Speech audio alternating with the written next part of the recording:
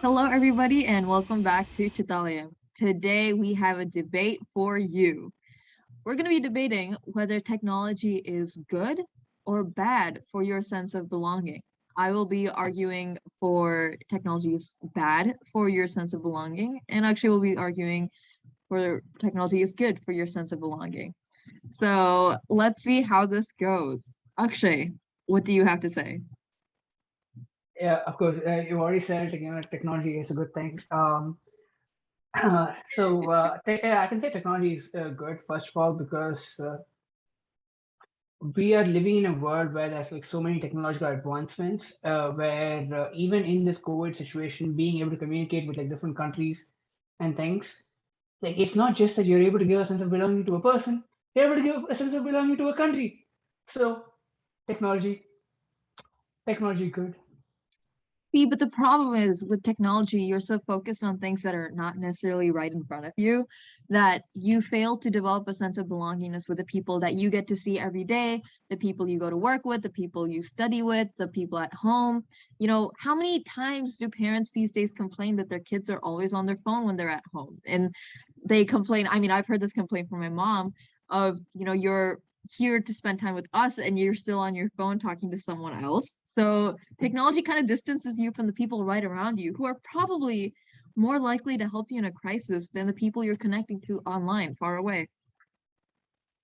You know, it's not like you don't talk to your family members online or you don't talk to like anyone that you remotely have a good connection like online, and you only talk to like random people on like random Facebook groups or Reddit groups. So you could even be talking to your family. In fact, for me, like I've actually come, I'm from India, but like, I came to the US to study, and I've been able to do that because I'm still able to keep the connection with my family, like with the technological advancement of phones and like being able to like do video calls and all those sort of things. If those were not there, I don't know if I would have picked the decision to come here. And who knows? I might not even have met you. Hey, we go to the same university, or we did. So that's where we met. And you make a valuable point, but when you're spending time online talking to people, it's kind of disrupting the quality of interactions you have with those around you. And it's kind of similar to the point I said before, but generally people find that they're not connecting with people or living in the moment when they're having technology around them. They don't really get to get immerse themselves in their situation, find connections to the people around them, the place they're living in, and reach out more in their local area. Technology has prioritized communication that happens long distance and further away, and you don't really get a chance to get involved, get really rooted and connected to your local community, because belongingness isn't just about the people you're talking to, it can be about the place as well. And technology kind of removes you from your geographical location. I would still argue against it. Of course, in a way, like we are not able to live in the moment because of technology, but because we're able to take photos, like things that happened long time back, you're actually by seeing the photo, you're able to remember it. You, oh my God, my friends are from, and then you think about those nostalgic times.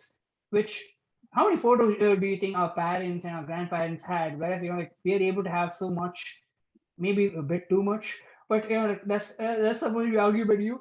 But anyways, like we have enough that we can remember a lot of things, and that comes from having technological advancements, and also with the geographical thing. I've found so many good places in the world because Google Maps is there. Even though like we make a lot of jokes about Google Maps taking us to random places, those random places can be wonderful.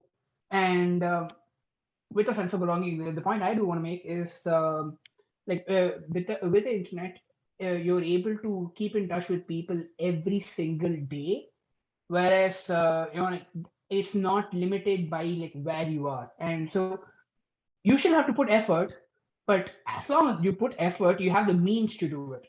Whereas earlier, like you actually had to be like in their proximity to like, and then like, oh sure, yeah, like, effort, yeah, sure, and then like then those things come up. Whereas now, like if you're a jerk now, it's on you. Whereas before technological advancements, if you're a jerk, it wasn't really on you. Ah, so you're saying technology has made us more responsible for our connections with other people.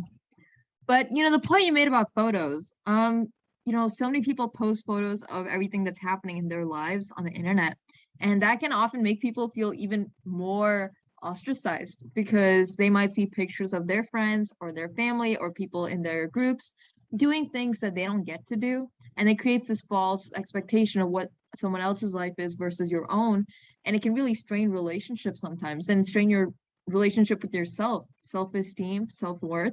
Those are things that can kind of be really damaged by constantly seeing what other people far away from you in very different situations are doing versus seeing what the people around you are doing in a more comparable context. Plus, photos are great for remembering things, but they're not your memory. Your memory is right up here. The photos just serve as triggers and cues, retrieval cues for you to remember experiences that have happened. It's not that they're the soul, they're not the SD card of your memories. That's just a reminder. It's all stored up here. You don't need the pictures. Hey, I'm not saying like, technology should replace our minds. I'm just saying technology like, helps us along with our minds. And you do make a very good point. I'm not gonna say refute that.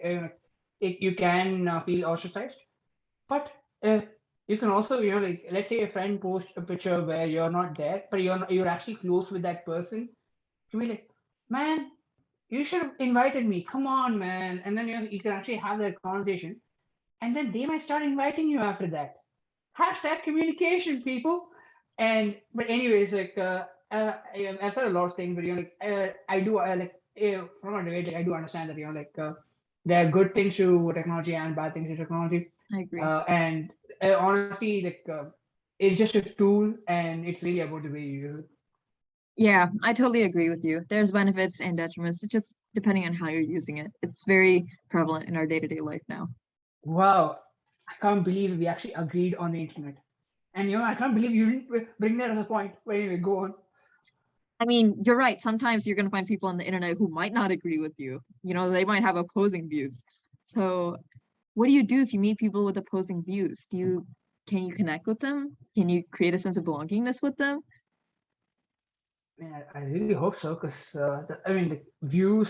If not, like you have to be only with people who share the same views, and then when the moment they decide, like they have a different view, like, yep, kicked out of my house, kicked out of my life, and we really need to like have ways to connect with them. I think we should talk more about how we go about doing that. Okay, cool, sounds See good. you tomorrow. See you tomorrow.